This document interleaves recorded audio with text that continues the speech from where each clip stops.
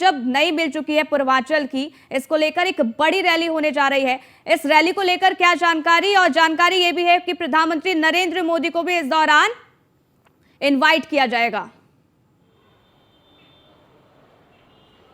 बिल्कुल, अगर हम देखें तो भारतीय जनता पार्टी लगातार कोशिश कर रही है कि वो क्षेत्र जहां पर बीजेपी कहीं न कहीं मजबूत स्थिति में नहीं थी या जहां पहले भी बेहतर परफॉर्म नहीं कर सकी, अगर हम 2014 को चुनाव को देखें तो उस दौरान हो या फिर 2019 का लोकसभा चुनाव रहा हो, दोनों के दौरान चाहे वो आजमगढ़ सीट की बात करें या फिर गाजीपुर जिले की बात करें या फिर अंबेडकर नगर जैसे जिले की बात करें या घोसी सीट की बात करें, ये वो जिले थे या वो सीटें थी जहां पर भारतीय जनता पार्टी बेहतर परफॉर्म नहीं कर सकी। अगर हम अभी हाल के 2022 के विधानसभा चुनाव को देखें तो आजमगढ़ की सीट भले ही उपचुनाव में भारतीय जनता पार्टी ने जीत ली हो, लेकिन आजमगढ़ जिले में 10 विधानसभा की सीटें हैं और 10 की 10 सीटें समाजवादी पार्टी के पास हैं। सीधे तौर पर देखें, चाहे वो आजमगढ़ हो, गाजीपुर हो, इन जगहों पर भारतीय जनता पार्टी अपना खाता भी नहीं खोल सकी। अंबेडकर नगर जैसी सीट या घोसी जैसी सीट वो कभी नहीं जीत सकी, चाहे 2014 का चुनाव रहा हो या 2019 का। यही एक वजह है कि भारतीय जनता पार्टी ने इन सारी चीजों को भांपते हुए अपने आप को पूर्वांचल में मजबूत स्थिति में लाने की रणनीति शुरू की है, जिसके तहत जहां बीजेपी पहले ही अपना दल एस, जो कि अनुप्रिया पटेल की पार्टी है, उसको साथ ले चुकी है। निषाद पार्टी, जो कि डॉक्टर संजय निषाद की पार्टी है, वो पहले से भारतीय जनता पार्टी के साथ है। चूंकि 2022 के विधानसभा चुनाव के दौरान ओम प्रकाश राजभर की party Suheldev Bharatiya Samaj party Samajwadi party गठबंधन के साथ थी और सीधे तौर पर बीजेपी को खासा नुकसान हुआ था, जिसमें आजमगढ़ में बीजेपी का खाता नहीं खुला, गाजीपुर में बीजेपी का खाता नहीं खुला। गाजीपुर की अलावा अगर हम बात करें तो अंबेडकर नगर जैसी सीटें थी जो कि भारतीय जनता पार्टी अपना वहां पर बेहतर परफॉर्म नहीं कर सकी, हालांकि बहुत सारी कोशिशें बीजेपी की तरफ से की गई थी। अब बीजेपी ओम प्रकाश राजभर को साथ लेकर आई है, क्योंकि ओम प्रकाश राजभर की पार्टी का अच्छा खासा प्रभाव इन क्षेत्रों में है। यही एक वजह है कि 27 अक्टूबर को जब ओम प्रकाश राजभर की पार्टी का स्थापना दिवस होगा, उस दिन बीजेपी के नेता भी उस स्थापना दिवस में शामिल हो सकते हैं। हालांकि इसको लेकर ओम प्रकाश राजभर पूरी तरीके से तैयारियों में लगे हैं। कोशिश है कि प्रधानमंत्री मोदी को आजमगढ़ बुलाया जाए, जहां पर स्थापना दिवस के मौके पर एक बड़े आयोजन की तैयारी है और कोशिश की जाएगी कि इस आयोजन के जरिए एक संदेश भी दिया जाए कि अब सुहेलदेव भारतीय समाज पार्टी बीजेपी के साथ है और बीजेपी के साथ मिलकर बेहतर परफॉर्म करने की कोशिश होगी। कहीं ना कहीं उन लोगों को भी एक मैसेज करने की कोशिश होगी जो कि 2022 के दौरान समाजवादी पार्टी के साथ थे। तो ये एक रणनीति है जिसको लेकर बीजेपी लगातार आगे बढ़ रही हो। कहीं ना कहीं समाजवादी पार्टी के गढ़ कहे जाने वाले आजमगढ़, गाजीपुर जैसे जिलों में सेंध लगाने की तैयारी है। चूंकि अगर हम आजमगढ़ की बात करें तो 2019 में अखिलेश यादव वहां से सांसद थे और उन्होंने सीट छोड़ी, उसके बाद वो सीट नहीं बचा सके थे। तो सीधे तौर पर जितनी अहम सीट ये समाजवादी पार्टी के लिए है, क्योंकि 10 की 10 विधानसभा सीटें तो समाजवादी पार्टी के साथ हैं, लेकिन उपचुनाव के दौरान यह सीट वो गंवा चुकी है। तो कहीं ना कहीं ये प्रतिष्ठा के लिए अखिलेश यादव के लिए भी कहीं ना कहीं जरूरी है और वहीं बीजेपी भी पूरी कोशिश करेगी कि समाजवादी पार्टी के गढ़ में सेंध लगाई जाए, चाहे वो आजमगढ़ की सीट रही हो, मैनपुरी की सीट रही हो या उसके अलावा रायबरेली की सीट रही हो। क्योंकि मिशन भी छोटा नहीं है, मिशन भी बड़ा है। 80 लोकसभा सीटों को जीतना है। आजमगढ़ जो कि सपा का गढ़ है और उसमें पहले ही सेंधमारी बीजेपी कर चुकी है, लेकिन अब किस तरीके से 2024 में भी सेंधमारी की जाए, इसको लेकर बीजेपी तैयारी कर रही है। बहुत बहुत शुक्रिया हमारे साथ जुड़ने के लिए, तमाम जानकारी हम तक साझा करने के लिए। आगे बढ़ते हैं। मणिपुर मामले में हुई गिरफ्तारी, पुलिस ने मुख्य आरोपी को गिरफ्तार कर लिया है। 2 महिलाओं के साथ बदसलूकी का वीडियो वायरल हुआ था। आपको बता दें कि 2 महिलाओं के साथ बदसलूकी का जो वीडियो है वो जमकर वायरल हुआ था। वायरल वीडियो के बाद जो सियासत है वो गरमाई है और अब इस पूरे मामले को लेकर गिरफ्तारी हुई है। ये बड़ी जानकारी आप तक पहुंचा रहे हैं। आपको बता दें, मणिपुर मामले में अब गिरफ्तारी हुई है। पुलिस ने मुख्य आरोपी को गिरफ्तार कर लिया है। ये वीडियो हम आपको दिखा रहे हैं। 2 महिलाओं के साथ यहां पर बदसलूकी की गई, जिसका ये वीडियो भी जमकर वायरल हो रहा था। हालांकि इस वीडियो का संज्ञान लिया गया और उसके बाद यहां पर मुख्य जो आरोपी है उसकी गिरफ्तारी कर दी गई। हालांकि जैसे ही ये वीडियो वायरल हुआ, सियासत इस दौरान गर्मा गई, तमाम तरीके के आरोप यहां पर लगाए गए, लेकिन मुस्तैदी के साथ पुलिस इस पूरे मामले की कार्रवाई करते हुए अब जो मुख्य आरोपी है उसकी गिरफ्तारी यहां पर कर ली गई है। तो वायरल वीडियो के बाद यहां पर सियासत जो है वो गरमाई हुई थी और अब मणिपुर मामले में ये बड़ी गिरफ्तारी हुई है। आपको बता दें कि पुलिस ने मुख्य आरोपी को गिरफ्तार इस दौरान कर लिया है। वीडियो भी आपको दिखा रहे हैं। ये वीडियो जमकर वायरल हुआ था। 2 महिलाओं के साथ बदसलूकी का ये वीडियो है।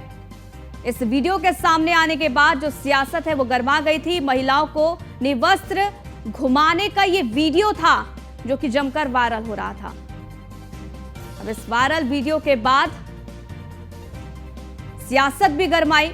फिर उसके बाद पुलिस ने पूरे मामले की जांच की और अब मुख्य आरोपी को गिरफ्तार कर लिया गया है। पीयूष तिवारी हमारे संवाददाता जुड़ गए हैं, उनसे जरा जानकारी ले लेते हैं। पीयूष, ये वायरल वीडियो जिसके बाद सियासत भी गर्मा गई थी, अब इस पर बड़ी कार्रवाई देखने को मिली है। मुख्य आरोपी, उसकी गिरफ्तारी हुई है। कहां से गिरफ्तारी हुई है, कैसे पुलिस को इनपुट मिले, क्या कुछ जानकारी? देखिए, अगर हम बात करें तो निश्चित रूप से मणिपुर हिंसा की आग में जल रहा है और इसको कंट्रोल करने के लिए गृह मंत्रालय लगातार बैठकें कर रहा है। आपने देखा कि पिछले कुछ महीनों में कई बार जो मणिपुर के अलग अलग जो समुदाय हैं, उनके जो बुद्धिजीवी वर्ग हैं, उनके साथ गृह मंत्रालय की ओर से खासतौर पे गृह मंत्री अमित शाह ने दिल्ली में भी बैठक की थी। इस बीच आपने देखा कि कल करीब दोपहर से एक वीडियो सोशल मीडिया पर तेजी से वायरल हो रही है।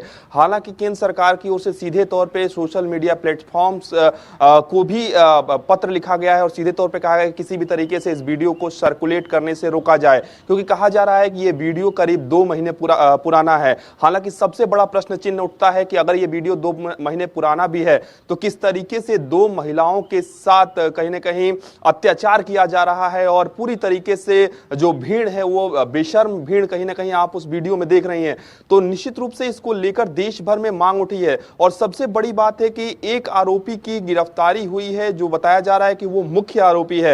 हालांकि मणिपुर पुलिस की ओर से आधिकारिक रूप से थोड़ी देर में जब पुष्टि हो जाएगी तो बाकायदा प्रेस कॉन्फ्रेंस करके इस बात की जानकारी मणिपुर पुलिस की ओर से दिया जा सकता है, क्योंकि कल जब वीडियो वायरल हुई तो बाकायदा आधिकारिक रूप से मणिपुर पुलिस की ओर से स्टेटमेंट जारी किया गया कि ये वीडियो कब की है और इसको लेकर कई अज्ञात लोगों के खिलाफ कहीं ना कहीं मणिपुर पुलिस ने केस भी दर्ज किया था और लगातार छानबीन चल रही थी। लेकिन सबसे बड़ा प्रश्न चिन्ह तो यही मणिपुर सरकार पे उठता है कि करीब अगर 2 महीने पुराना भी वीडियो है तो किस तरीके से इसमें लेट लतीफी की गई। क्या इंतजार किया गया कि वीडियो सोशल मीडिया पर वायरल होगी उसके बाद ही हम कार्रवाई करेंगे, क्योंकि कल दोपहर से ये वीडियो वायरल हो रही है और आज कहीं ना कहीं इस तरीके की खबरें आ रही हैं कि एक आरोपी को गिरफ्तार कर लिया गया है।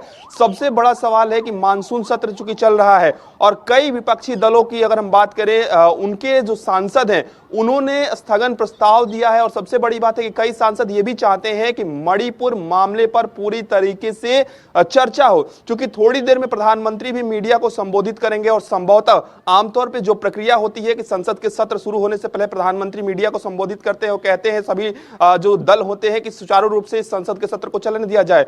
लेकिन विपक्ष पूरी तरीके से मूड में है मणिपुर हिंसा मामले को मानसून सत्र में उठाने के लिए। इसके साथ ही अगर हम बात करें तो आप देखिए 2 समुदायों के बीच जिस तरीके से घटनाएं हुई और मणिपुर की हिंसा की बात करें, इसको कंट्रोल करने के लिए वहां की राज्य सरकारें काम कर रही हैं, लेकिन सबसे बड़ी चुनौती है कि इस हिंसा की आग को कम कैसे किया जा सके और इसको लेकर लगातार गृह मंत्रालय अपडेट भी ले रहा है। तमाम केंद्रीय एजेंसियों को भी कहीं ना कहीं इस पर लगाया गया है कि किस तरीके से वहां पे हालात को सामान्य किया जा सके। लेकिन जो वीडियो वायरल हो रही है इसको लेकर कोई भी दल ऐसा नहीं है, कोई भी व्यक्ति ऐसा नहीं है जिसने इस वीडियो की निंदा ना की हो और निश्चित रूप से ये वीडियो डराने वाली है और ये वीडियो किसी भी तरीके से एक स्वस्थ समाज के लिए निंदनीय वीडियो और इसकी जितनी भी भर्त्सना की जाए वो कहीं ना कहीं कम है। हालांकि अभी तक जो जानकारी मिल रही है इसमें एक आरोपी को मणिपुर पुलिस ने गिरफ्तार किया है, लेकिन चूंकि मामला पूरी तरीके से सेंसिटिव है तो अभी भी इंतजार करना होगा मणिपुर पुलिस की ओर से क्या कुछ आधिकारिक रूप से स्टेटमेंट आता है। बिल्कुल, और क्या स्टेटमेंट में कहा जाता है ये भी देखना होगा। मॉनसून सत्र का भी आपने जिक्र किया, क्योंकि ये जो मुद्दा है साफ तौर पर उठाया जाएगा और इस पर अब देखना होगा कि कितना बवाल होता है मॉनसून सत्र के दौरान संसद में। बहरहाल बहुत बहुत शुक्रिया आपका, आप हमारे साथ जुड़े, जानकारी अब तक साझा की। आगे बढ़ते हैं, लखनऊ से खबर आपको बताते हैं। सियाचिन में शहीद हुआ देवरिया का जवान कैप्टन अंशुमान सिंह को सीएम योगी ने श्रद्धांजलि दी है। शहीद के परिजनों को 50 लाख की आर्थिक मदद का भी ऐलान किया गया है। परिवार के एक सदस्य को सरकारी नौकरी देने का वादा किया गया है। जिले की एक सड़क शहीद अंशुमान सिंह के नाम पर भी होगी।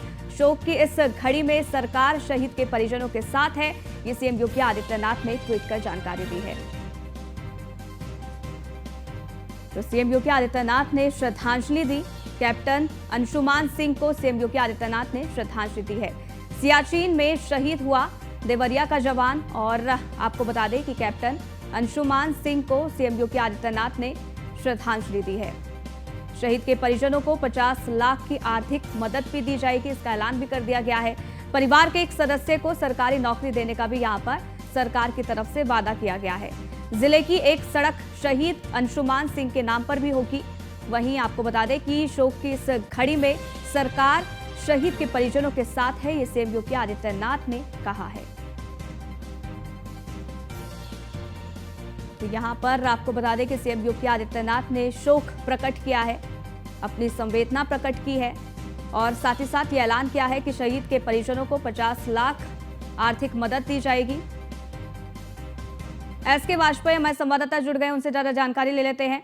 एसके, यहाँ पर अंशुमान सिंह जो कि शहीद हो गए हैं, और अब सीएम योगी आदित्यनाथ ने ये ऐलान कर दिया है कि परिवार को 50 लाख रुपए की आर्थिक मदद दी जाएगी। बिल्कुल, सियाचिन में शहीद हुए भारतीय सेना के जवान जो कि देवरिया के रहने वाले थे, कैप्टन अंशुमान सिंह को मुख्यमंत्री ने श्रद्धांजलि दी है, और साथ ही साथ मुख्यमंत्री योगी आदित्यनाथ ने ऐलान किया है कि 50 लाख रुपए की आर्थिक मदद उनके पीड़ित परिवार को दी जाएगी। उसके अलावा परिवार के एक सदस्य को नौकरी भी दी जाएगी। साथ ही साथ जिले की एक सड़क का नाम अंशुमान सिंह के नाम पर रखने की घोषणा मुख्यमंत्री योगी आदित्यनाथ की तरफ से की गई है। हालांकि मुख्यमंत्री ने यह भी कहा है कि जो पीड़ित परिवार है, उत्तर प्रदेश सरकार उनके साथ खड़ी है, क्योंकि उत्तर प्रदेश सरकार ने शहीद होने वाले जवानों के लिए यह व्यवस्था पहले ही कर रखी है कि उनको 50 लाख रुपए और साथ ही साथ एक व्यक्ति को नौकरी, उसके अलावा सड़क के एक जिले की सड़क का नाम शहीद के नाम पर रखने की व्यवस्था है। तो मुख्यमंत्री योगी आदित्यनाथ ने जिसको लेकर आज अफसरों को निर्देशित किया है कि तत्काल ये सहायता पीड़ित परिवार को उपलब्ध कराई जाए और पीड़ित परिवार को बताया जाए कि सरकार हर स्थिति में उनके साथ है और पीड़ित परिवार के साथ खड़ी है। बिल्कुल, और इसके साथ ही एसके ये भी बताइए कि शहीद अंशुमान सिंह का जो पार्थिव शरीर है वो कब तक पहुंचेगा? बिल्कुल, शहीद अंशुमान सिंह का पार्थिव शरीर आज लखनऊ पहुंचने की उम्मीद है, जिसके बाद उत्तर प्रदेश सरकार की तरफ से उनको जहां पहले श्रद्धांजलि दी जाएगी लखनऊ एयरपोर्ट पर, उसके बाद उनके पार्थिव शरीर को उनके गृह जनपद ले जाया जाएगा, जिसको लेकर उत्तर प्रदेश सरकार ने अफसरों को निर्देशित कर दिया है कि एयरपोर्ट पर पहुंचते ही उनका जो अंतिम संस्कार है उसके लिए जो प्रक्रियाएं हैं वो अधिकारी पूरी कराएं, उनको वो सम्मान दिया जाए जो उत्तर प्रदेश सरकार की तरफ से शहीदों के लिए निर्देशित किया जा चुका है। तो क्या जो अंतिम प्रक्रिया होती है, अंतिम संस्कार होता है, वो भी आज ही किया जाएगा इसके? बिल्कुल, चूंकि ये जो सरकार की तरफ से पहुंचाया जाएगा, जिसके बाद आगे के जो निर्णय हैं वो उनके परिजनों को तय करने हैं कि वो कब तक अंतिम प्रक्रिया को पूरी कराते हैं। कैसे शहीद हुए, क्या इसके बारे में कोई जानकारी? बिल्कुल, अगर हम सियाचिन की बात करें तो वहां पर कैप्टन अंशुमान सिंह पूरी बटालियन के साथ थे, जहां पर जो उनका टेंट था उसमें आग लग गई थी। आग लगने की वजह से कैप्टन अंशुमान सिंह शहीद हो गए थे, और इस पूरे मामले को लेकर उत्तर प्रदेश सरकार ने पहले ही शोक व्यक्त किया था, क्योंकि जिस तरीके से सियाचिन बॉर्डर पर यह घटना हुई है। हालांकि पूरे मामले को लेकर उत्तर प्रदेश सरकार लगातार उनके पीड़ित परिवार के संपर्क में है, और जब उनके पार्थिव शरीर को लखनऊ लाया जा रहा है तो कहीं न कहीं आगे की व्यवस्थाएं भी उत्तर प्रदेश सरकार की तरफ से की जा रही हैं। ठीक है, बहुत बहुत शुक्रिया एसके हमारे साथ जुड़ने के लिए, तमाम जानकारी हम तक साझा करने के लिए। इसी बीच रुकते एक छोटे से ब्रेक के लिए, जल्द हाजिर होते हैं।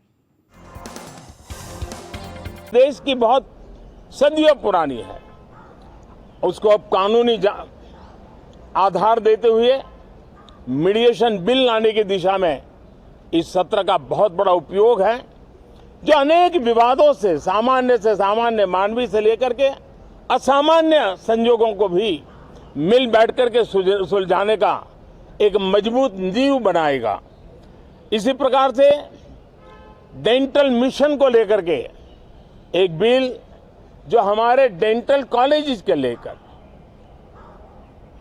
मेडिकल के छात्रों के लिए एक नई व्यवस्था को आकार देगा।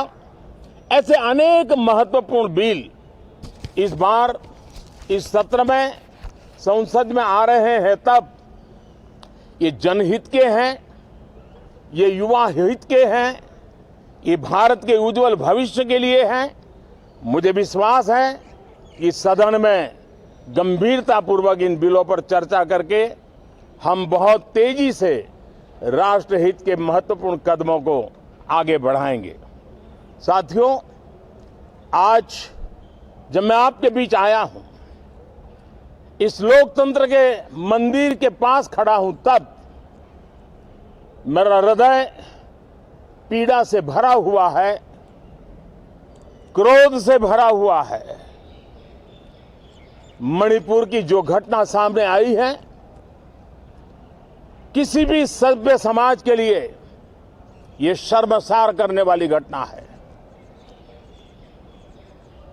पाप करने वाले, गुनाह करने वाले कितने हैं, कौन है, वो अपनी जगह पे है, लेकिन बेइज्जती पूरे देश की हो रही है। 140 करोड़ देशवासियों को शर्मसार होना पड़ रहा है। मैं सभी मुख्यमंत्रियों से आग्रह करता हूं कि वे अपने राज्य में कानून व्यवस्थाओं को और मजबूत करें, खास करके हमारी माताओं बहनों की रक्षा के लिए कठोर से कठोर कदम उठाएं। घटना चाहे राजस्थान की हो, घटना चाहे छत्तीसगढ़ की हो, घटना चाहे मणिपुर की हो, इस देश में, हिंदुस्तान के किसी भी कोने में, किसी भी की राज्य सरकार में राजनीतिक वाद विवाद से ऊपर उठ करके कानून व्यवस्था का महात्मा, नारी का सम्मान, और मैं देशवासियों को विश्वास दिलाना चाहता हूं, किसी भी गुनहगार को बख्शा नहीं जाएगा। कानून अपनी पूरी शक्ति से, पूरी सख्ती से एक के बाद एक कदम उठाएगा। मणिपुर की इन बेटियों के साथ जो हुआ है, इसको कभी माफ नहीं किया जा सकता है। बहुत बहुत धन्यवाद दोस्तों। तो प्रधानमंत्री नरेंद्र मोदी का यह संबोधन मानसून सत्र से पहले, और इसमें तमाम तरीके के मुद्दे यहां पर उठाए गए, और ये साथ ही साथ सबका सहयोग यहां पर मांगा गया है। मुझे विश्वास है कि सभी सहयोग करेंगे, ये प्रधानमंत्री नरेंद्र मोदी का संदेश। और आपको बता दें कि उन्होंने कहा, उम्मीद है कि जनता के हित में कई फैसले इस दौरान होंगे। मुझे भरोसा है सभी सांसद मदद करेंगे। इसके साथ ही सभी बिल जनहित से जुड़े हुए हैं, इसका जिक्र भी यहां पर प्रधानमंत्री नरेंद्र मोदी ने किया है। मणिपुर मामले में मेरा हृदय पीड़ा से भरा हुआ है, ये भी कहा। सभी मुख्यमंत्री कठोर से कठोर कार्रवाई के लिए तैयार रहें।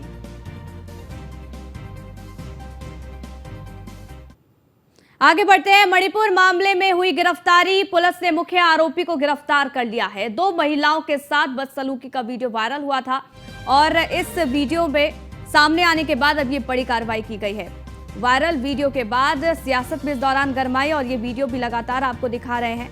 हालांकि आपको बता दें कि आपत्तिजनक ये वीडियो है, इसलिए हमने इसको ब्लर कर रखा है, लेकिन इस वीडियो के सामने आने के बाद कई सवाल यहां पर खड़े हो गए हैं और सियासत भी गर्मा गई है। आपको बता दें कि 2 महीने पुराना ये वीडियो बताया जा रहा है। अब इस वीडियो के बाद मुख्य आरोपी की गिरफ्तारी हुई है, लेकिन इस मुख्य आरोपी के साथ और कौन कौन से लोग शामिल हैं, अभी इनकी गिरफ्तारी होनी बाकी है।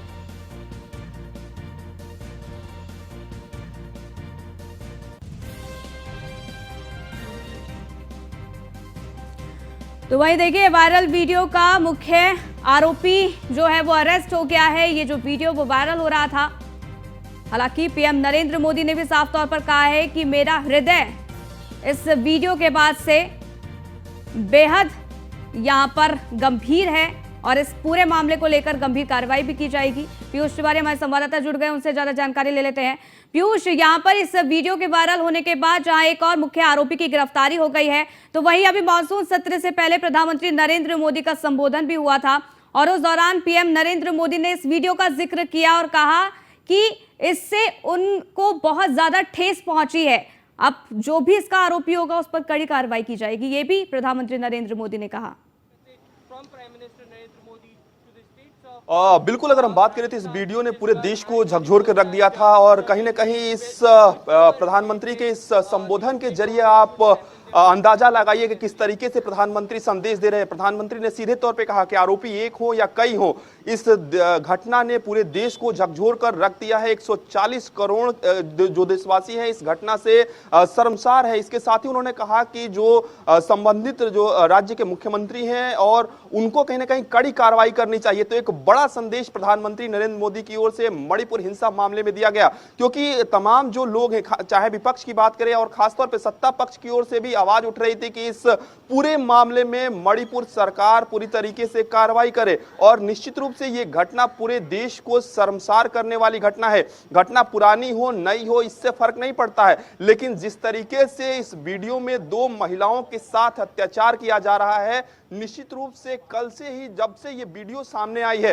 चूंकि 2 महीने पुरानी वीडियो है, लेकिन जब से ये वीडियो सामने आई है तमाम विपक्ष के नेताओं ने इस वीडियो के जरिए सरकार पर निशाना साधा है। लेकिन सबसे बड़ी बात है कि अब देखने वाली बात होगी कि जब थोड़ी देर में मानसून सत्र के सदन की जो कार्रवाई है वो शुरू हो जाएगी तो इस पूरे मामले को किस तरीके से उठाया जाता है। अलका लांबा, नेता कांग्रेस के हमारे साथ जुड़ गए हैं। बहुत बहुत स्वागत है आपका न्यूज़ 1 इंडिया पे।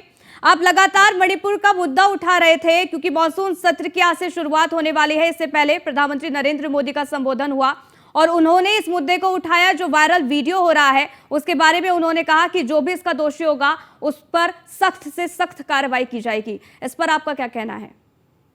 मणिपुर पिछले 76 दिनों से चल रहा है, 76 दिन से। आज प्रधानमंत्री जी ने मजबूरी में अपनी चुप्पी को तोड़ा है। हम पूछना चाहते हैं, अगर प्रधानमंत्री जी आप 76 दिन खामोश नहीं रहते तो बेटियों को सरेआम इस तरह से नंगा करके उनके साथ इस तरह का व्यवहार करने की हिम्मत कोई नहीं दिखाता। और ये घटना 4 मई की है, याद रखिएगा।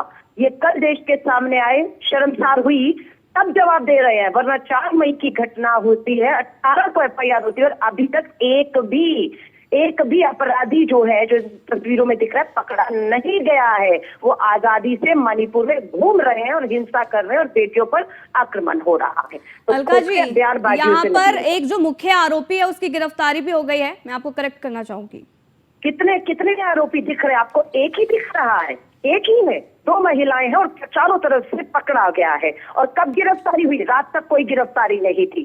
जब रात को सोशल मीडिया में इस पर चर्चा होती है, मजबूर होकर स्मृति ईरानी पहली बार अपनी चुप्पी तोड़ती है रात को 11:40 पर और कहती है मुख्यमंत्री से बात हो गई, पुलिस ने अपने जो है बयान जारी कर दिया है। 4 मई की घटना, 18 मई, अभी तक कोई गिरफ्तारी नहीं हुई थी। आज आनंद फानंद में एक बाकियों को बचाने की कोशिश कर रहे हैं। आपको लग रहा है वो पूरा जघन्य अपराध वीडियो में एक ही आदमी थे?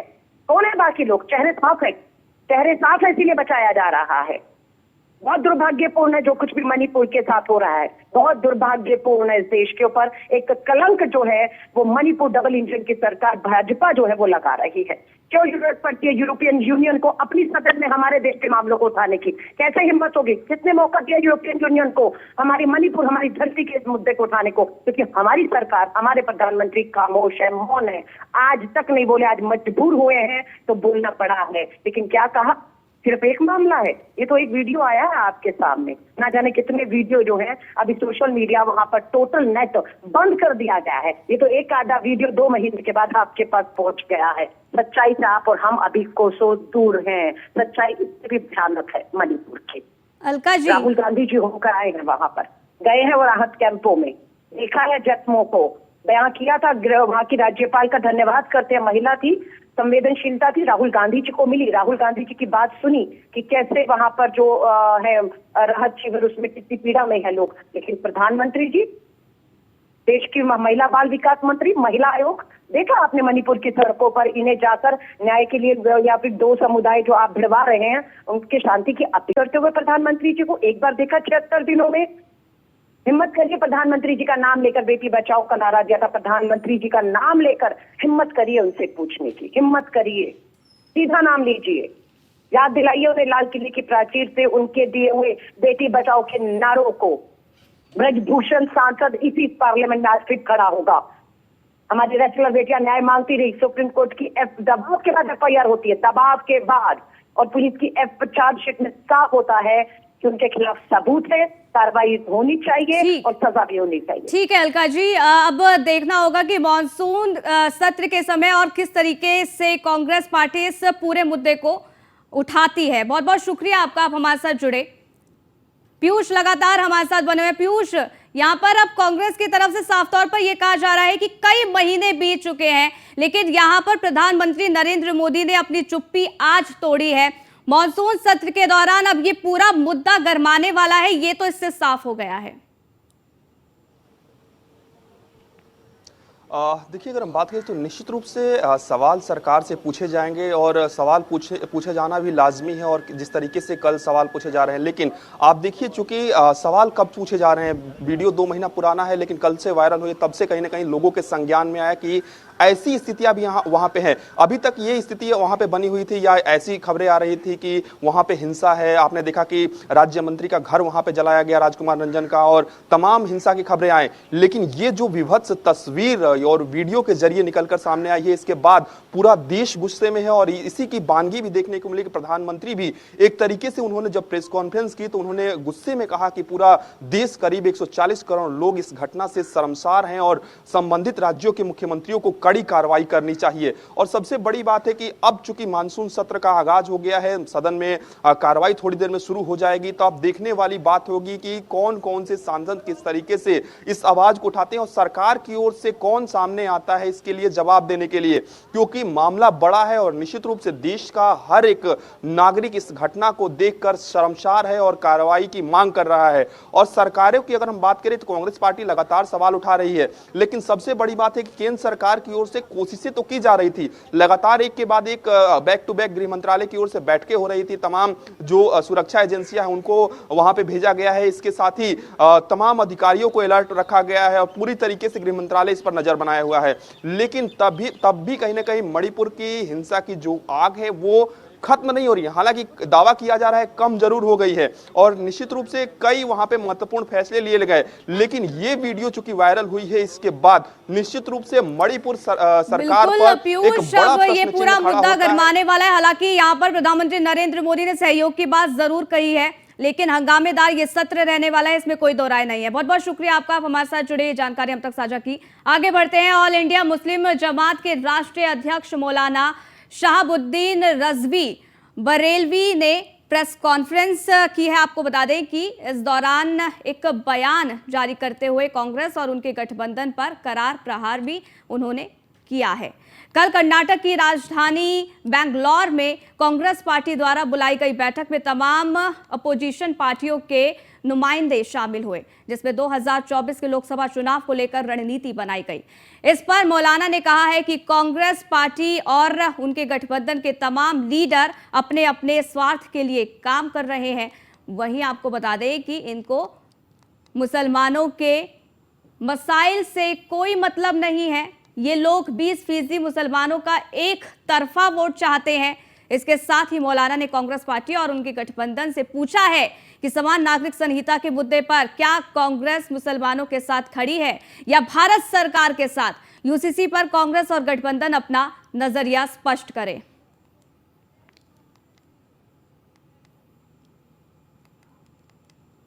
वहीं भारतीय किसान यूनियन के राष्ट्रीय प्रवक्ता राकेश टिकैत मुजफ्फरनगर के जिला पंचायत कार्यालय पहुंचे और इस दौरान कार्यालय में कोई अधिकारी मौजूद नहीं था और जिला पंचायत सभागार में बिजली भी नहीं थी, जिसके बाद भाकियू नेता ने पूरे जिले पंचायत कार्यालय की लाइट कटवा दी। वहीं भाकियू का ये साफ तौर पर कहना है कि किसान अपनी समस्याओं को किसान दिवस में रखने के लिए आए हैं। अगर हमारी समस्याओं को नहीं सुना जाएगा तो 22 तारीख को मुख्यमंत्री के पास जाएंगे।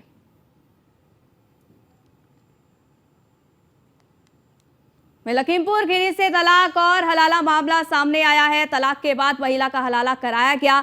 महिला का तीसरी बार हलाला करने का जो दबाव है वो बनाया जा रहा है।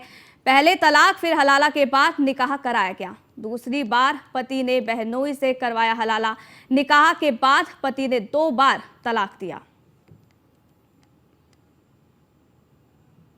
ये मामला कोतवाल सदर के ग्राम मसरा हमीरपुर का है, जहाँ एक महिला ने आकर प्रार्थना दिया है इस संदर्भ में। तो इस संदर्भ वजह से प्रार्थना के आधार पर सही धाराओं में मुकदमा लिया जा रहा है। मुकदमे में साक्ष्य के आधार पर जो भी तथ्य सामने आएंगे उसमें वैधानिक कार्रवाई करेंगे। क्या शिकायत है उसकी?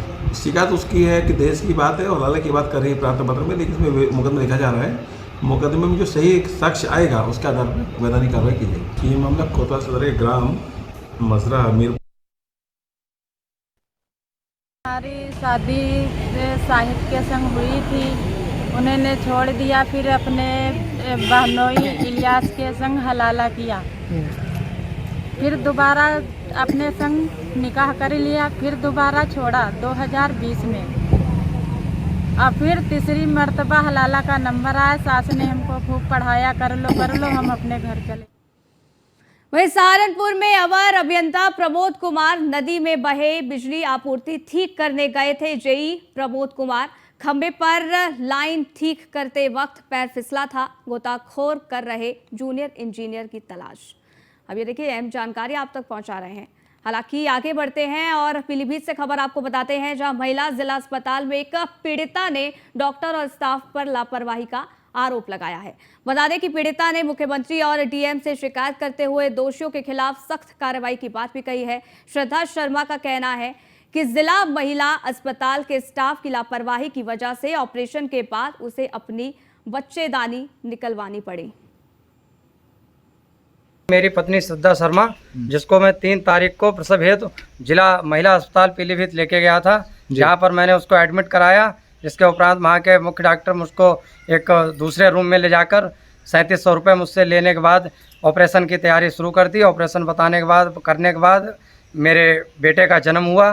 फिर वहाँ हमारी बच्चेदानी डैमेज हो गई थी, हाँ, बहुत ज़्यादा, तो फिर हमें तो वहाँ आपको डॉक्टरों ने बताया? हाँ, डॉक्टरों ने बताया। अच्छा, फिर वहाँ बच्चेदानी निकाल दी गई मेरी। अच्छा, आपका पहला बच्चा है? पहला बच्चा है। तो महिला अस्पताल में प्रसव के लिए भर्ती हुई थी महिला, और बच्चा पैदा होने के बाद में ब्लीडिंग ज़्यादा हुई, जिसके बाद में उन्होंने बाहर कहीं इलाज कराया, बोतलें वगैरह चढ़ी हैं, तो उन्होंने लापरवाही की बात कही है। तो इसमें इस पूरे प्रकरण की संज्ञान लेते हुए हम इसकी जांच करा रहे हैं। मेरी पत्नी श्रद्धा शर्मा। खेलो इंडिया यूनिवर्सिटी गेम्स रोइंग प्रतियोगिता के शानदार आयोजन के बाद गोरखपुर के रामगढ़ताल और यहां स्थित वाटर स्पोर्ट्स कॉम्प्लेक्स में रोइंग स्पोर्ट्स सेंटर स्थापित होने की उम्मीदें जताई जा रही है। इस पर आपको बता दें कि रोइंग फेडरेशन ऑफ इंडिया ने यूपी रोइंग एसोसिएशन के माध्यम से प्रदेश सरकार को अनुरोध पत्र देकर रोइंग स्पोर्ट्स सेंटर की स्थापना में हर कदम साथ देने का संकल्प व्यक्त किया है। वहीं इसके साथ ही फेडरेशन ने वीर बहादुर सिंह स्पोर्ट्स कॉलेज में बालक बालिका वर्ग में रोइंग प्रशिक्षण बैच शुरू करने का भी अनुरोध किया है। बता दें कि यूपी रोइंग एसोसिएशन के पदाधिकारियों ने लखनऊ में उप मुख्यमंत्री ब्रिजेश पाठक से मुलाकात की और उन्हें स्मृति चिन्ह, खेलो इंडिया यूनिवर्सिटी गेम्स रोइंग प्रतियोगिता की पत्रिका और रोइंग फेडरेशन ऑफ इंडिया की अध्यक्ष राज लक्ष्मी सिंह देव की तरफ से मुख्यमंत्री योगी आदित्यनाथ को संबोधित अनुरोध पत्र सौंपा।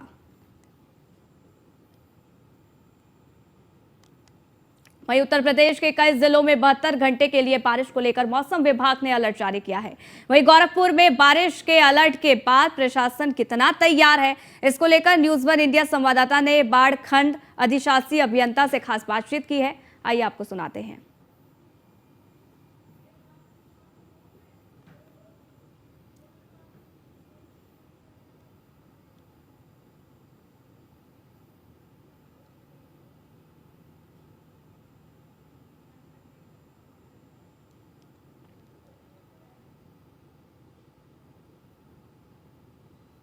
बाढ़ से प्रभावित जिलों को लेकर सीएम योगी के साथ साथ बीजेपी नेता भी एक्टिव मोड में नजर आ रहे हैं। शामली में यमुना के पानी से तटवर्ती क्षेत्र जलमग्न हो गए हैं। बीजेपी नेता और शासन ने मौके का जायजा लिया है। अब रिपोर्ट आपको दिखाते हैं।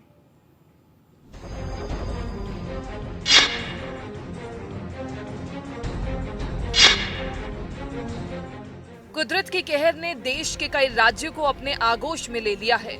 हिमाचल प्रदेश में पिछले दिनों आई तबाही ने भारी कहर बरपाया, जिससे जनजीवन दोनों को काफी नुकसान का सामना करना पड़ा।